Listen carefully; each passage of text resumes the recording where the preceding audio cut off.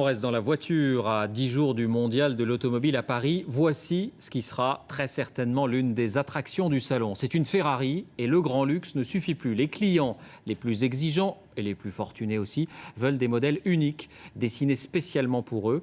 Nous avons pu filmer l'un de ces modèles. Son prix, 4 millions de dollars. Luc Bazizin, Mathieu Drejoux. Entrée en piste d'une vedette.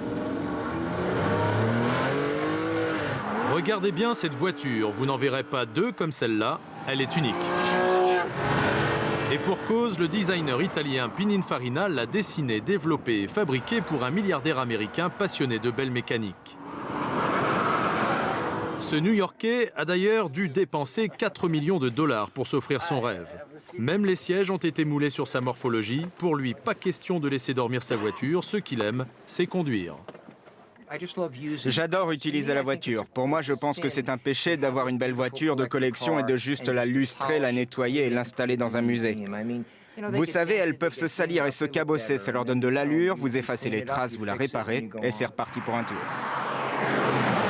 Luxe du luxe, la Ferrari Enzo, modèle phare de la marque italienne, a servi seulement de base de travail. Un habitacle sous une bulle de verre, une carrosserie en fibre de carbone et des échappements en céramique tendus vers le ciel, un clin d'œil à la modernité et au modèle de compétition des années 60. Pininfarina aujourd'hui peut faire des voitures comme ça dans un exemplaire unique avec la qualité de la série. Ça veut dire un engagement pas seulement de créativité mais aussi technique.